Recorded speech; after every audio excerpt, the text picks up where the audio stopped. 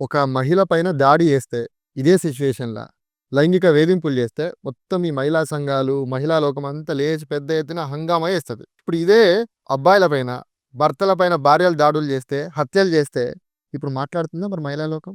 మహిళా లోకం ఎందుకు మాట్లాడుతుంది? హ్మ్. మహిళా లోకం మాట్లాడదు. మీ పురుష సంఘాలు స్టార్ట్ చేసుకోండి. మీ ఇప్పుడు మహిళా సంఘాలు ఎలా ఉన్నాయో, లేడీస్ క్లబ్‌లు ఎలా ఉన్నాయో, అలాగే మీ పురుష సంఘాలు ఏ అబ్బాయి అయినా సరే ఒక 10 మందిని గ్రూప్‌గా పెట్టుకొని, ఒక 10 మందినో, 20 మందినో గ్రూప్‌గా పెట్టుకొని, నిద్ర లేచింది పురుషుడి సంఘం. రామారావు గారు పలికారు, పాడారు. నిద్ర లేచింది మహిళా లోకం అని. కానీ ఇప్పుడు నిద్ర లేచింది పురుషుడు లోకం. ఆ పరిస్థితి వచ్చేటట్టు ఉన్నది ఇప్పుడు మరి. వచ్చేటట్టు కాదు. అబ్బాయి తెలివి తక్కువగా ఉంటే, అమ్మాయి చాలా షార్ప్. చాలా తెలివిగా ఉంది.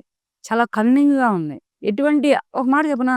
బావి లోతు ఇంతని తెలుసు. హ్మ్. నదుల లోతు కొంతే తెలుసు. సముద్రం లోతు ఎంతో తెలీదు. కానీ ఆడదాని గుండె లోతు కనిపెట్టే మగాడే కానీ, ఒక పురుషుడే గాని రాలేడు, రాబోడు కూడా ఇప్పుడు ఉన్నటువంటి జనరేషన్‌లో. ఇక అది కనిపెట్టలేడు. ఎవడు కనిపెట్టలేడు. ఏ పురుషుడు కూడా మహిళ మనసు లోతుని ఎప్పటికీ తెలుసుకోలేరు. అటువంటి సిట్యుయేషన్‌లో ఉన్నారన్నమాట ఇప్పుడున్న సమాజం. ఇప్పుడు భార్యలు భర్తలను హత్యలు చేయడము అనే దానికంటే, హత్యలు చేసి జైలుకి పోవడం కంటే, ఒక డైవర్స్ అనే ఆప్షన్ అనేది ఒకటి ఉంది అని మర్చిపోయారా?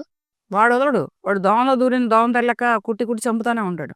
ఇంకో దోమ రానివాడు, వీడు వదిలిపోడు భర్త అనేవాడు. ఎందుకు? విడాకులు ఎందుకు ఇస్తున్నావు? ఏంటి కారణం ఏంటి? మరి ఇక్కడ ఆస్తులొస్తాయి, అంతస్తులొస్తాయి, ఇక్కడ ప్రాపర్టీస్ వస్తాయి.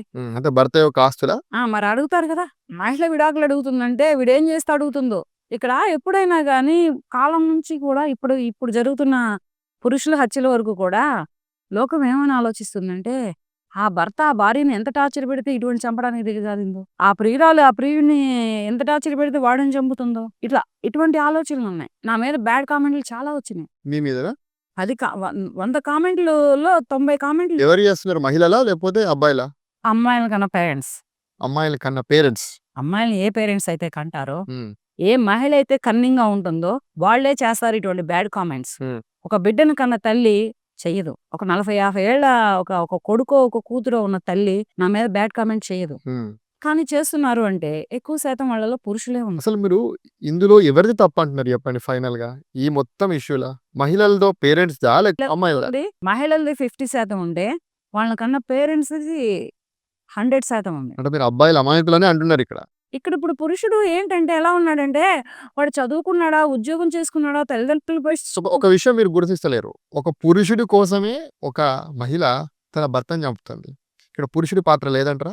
అవతలోడు వెనకమాల ఆడు తెర ముందులకు రాడు కదా! వాడు బ్యాగు. వాడు తెర బ్యాక్ ఉంటాడు. ఈ తెర ముందుల ఉన్నోడెవడు? భర్త. ఈ తెర ముందుల ఉన్నోళ్ళెవరు? తల్లిదండ్రులు. ఈ తెర ముందుల ఉన్నోళ్ళెవరు? కడుపున పుట్టిన పిల్లలు. వీళ్ళ స్క్రీనే కనిపిస్తుంది గానీ, వాడి స్క్రీన్ కనిపిస్తుందా? కనబడకపోయినా ఇండైరెక్ట్‌గా అదే కారణం గదా! దీనికి కూడా ఒక రకంగా ఇరుపక్షాలు అంటే అబ్బాయిలు, అమ్మాయిలు ఇద్దరు కలిస్తేనే ఈ సమస్య ఉత్పన్నమవుతుంది గదా! మరి ఇతని దగ్గర ఉన్నదేంటి? అతని దగ్గర లేనిదేంటి? ఈ ప్రేమించిన ప్రియుడి దగ్గర డబ్బుందా? పోనీ పరపతుందా? పోనీ చదివించుకొని నిన్ను పోషిస్తాడా? అసలు నీతోటి జీవితాంతం ఉంటాడనే గ్యారంటీ ఉందా? లేదు గదా! లేనప్పుడు నువ్వు ఇతన్ని చంపడం ఎందుకు? వదిలేయ్. డైవర్స్ ఇస్తావా? వదిలేస్తావా? ఈ డైవర్స్, గివర్స్ ఏమి వద్దు. ఇప్పుడున్న టెక్నాలజీని బట్టి, ఇప్పుడున్న జనరేషన్‌ని బట్టి నువ్వు ఏ కంట్రీ అయినా పారిపో. ఏ స్టేట్ అయినా పారిపో. మరి పిల్లలు? పోతే పోయారు. ప్రియుడి కంటే నీ పిల్లలు ఇక్కడ ముఖ్యమా? కాదు గదా! నీకు కడుపు తీపి నేను కన్నానే నా పిల్లలు అని నువ్వు కడుపు తీపి అనేది ఉంటే, నువ్వు ప్రేమించిన ప్రియుడిని ఒప్పించి పిల్లల్ని తీసుకెళ్తావు. వాడెందుకు ఒప్పుకుంటాడు నీ పిల్లల్ని తీసుకురావడానికి? నువ్వు కావాలి, నీ ఫిజికల్ కావాలి అని కోరుకుంటాడు గానీ, ఏ మగాడైనా నీ పిల్లల్ని పెట్టి చదివించి, నీ పిల్లల్ని పోషించి, నీకు మొగుడై మగాడినై నీ రాజ్యానికి రాజునవుతానని చెబుతాడా? వాడెక్కడవుతాడు రాజు? వాడొక ఏడాదో, 2 ఏళ్ళు, 3 ఏళ్ళు ఉంటాడు. మరి ఆ తర్వాత? కుక్కలు చింపిన ఇస్తరా. అంతకంటే ఇంకేదైనా తక్కువ మాటలొచ్చినా పర్వాలేదు. కుక్కలు చింపిన ఇస్తరా అన్నా, ఎంగిలిస్తరా అన్నా, వీటికంటే ఇంకా పదాజాలాలలో ఇంకా తక్కువ పదాజాలాలొచ్చినా ఇటువంటి మహిళల మీద తప్పు లేదు ప్రస్తుతానికి. అంటే మీరు అందరూ మహిళలు అనేటువంటి విధంగా మాట్లాడిర్రు ఇంతకుముందు. అందరూ అట్లా లేరు. చాలా వరకు మీరు ఎట్లా మాట్లాడుతున్నారంటే కంప్లీట్‌గా మొత్తం మహిళా లోకమంతా అట్లనే ఉన్నది అనేటువంటి విధంగా మాట్లాడుతున్నారు. కదా! మంచిగా సంసారం చేసుకునేటువంటి వాళ్ళు కూడా ఉన్నారు కదా! పిల్లల్ని మంచిగా పెంచుకునేటువంటి వాళ్ళు ఉన్నారు కదా! భర్తను మంచిగా చూసుకునేటువంటి వాళ్ళు కూడా ఉన్నారు కదా! అది ఎప్పుడున్నారు? 30, 25 ఏళ్ల క్రితట మహిళలున్నారు. 30 ఇయర్స్, 25 ఇయర్స్ బ్యాక్‌లో ఉన్నారు అటువంటి మహిళలు. ఇప్పుడు అటువంటి మహిళలు లేరు.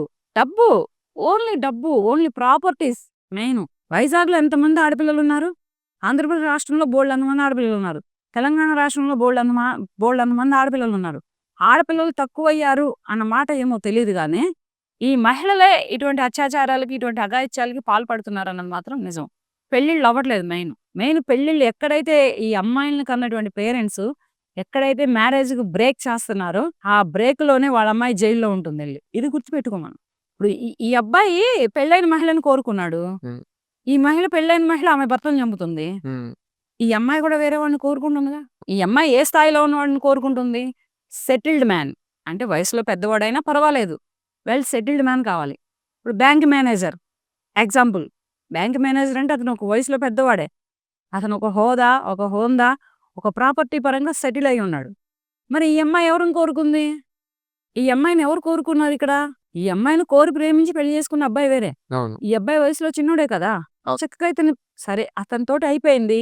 అతని దగ్గర ఏం కావాలో అయితే తీసేసుకొని వచ్చేసి ఆ గతాన్ని అక్కడితో వదిలేయి. కొత్త జీవితాన్ని మొదలుపెట్టు. అవును. ఈ జీవితం మొదలుపెట్టకుండా తల్లి, కూతురు ఇద్దరు కలిపి అతనితోటి మాట్లాడుకొని స్కెచ్ చేసి ఇతన్ని చంపాల్సిన పనేముంది? అవును. ప్రేమించటమా ఇతను చేసిన తప్పు? నిన్ను ఇష్టపడటమా ఇతను చేసిన తప్పు? నువ్వు పెళ్ళికి ఏది కావాలి అంటే అది కొని తెచ్చి ఇవ్వడమా ఇతను చేసిన తప్పు? హ్మ్. ఏం తప్పు చేశాడని నువ్వు ఇంతటి దుర్మార్గానికి దిగబడ్డావు. సరే మీరు ముగ్గురు ఎక్కడైనా బయట ప్రపంచంలో బ్రతుకుతున్నారా? ఎక్కడ బ్రతుకుతున్నారు? మన సమాజంలోనే గదా! మన సమాజంలో లేరు కదా! లేరా? జైల్లో ఉన్నారు కదా! వీళ్ళ ముగ్గురు చంపినోళ్ళు ముగ్గురు కలిపి బ్యాంక్ మేనేజర్ స్టెనో మదర్, అవును. బ్యాంక్ మేనేజర్ వీళ్ళు ముగ్గురు ఎక్కడున్నారు? ప్రెజెంట్ జైల్‌లో ఉన్నారు. జైల్లో ఉన్నారు హ్మ్. ప్రెజెంట్‌లీ. ఇక్కడేంటి? ఇక్కడ ఎవరు సుఖపడుతున్నారు? చంపడం ఎందుకు? హ్మ్. ఒరేయ్ పిచ్చముండా కొడకా! నాకొకడున్నాడురా! వాడు చాలురా నాకని చెప్పేసావనుకో నువ్వు, నీ జోలికి ఏ మగాడు రాడు. అరే దానికి ఎవడో ఉన్నాడురా బాబు ఇప్పుడు జరుగుతున్న హత్యలను బట్టి, అరే దానికి ఎవడో ఉన్నాడురా బాబు తప్పుకుంటారు. చెప్పు. తల్లిదండ్రులకు చెప్పు. లేకపోతే నీకు పెళ్లి సంబంధానికి వచ్చినోడికి చెప్పు వాడే తప్పుకుంటాడు. అదేదో సినిమాలో చిరంజీవి పెళ్లి చేస్తాడు తీసుకొచ్చి. అవును. పెద్ద చిరంజీవి. నీకెవరన్నా ఉన్నారా అని వీరాది వీరుడా సూరాది సూర్యుడు అని బయటకొస్తాడు. పెళ్లి జంటను తీసుకొని. అవును. అలా చెప్పు. చెబితే అవతల అబ్బాయి తల్లిదండ్రులు, అబ్బాయి కుటుంబం బావుంటది.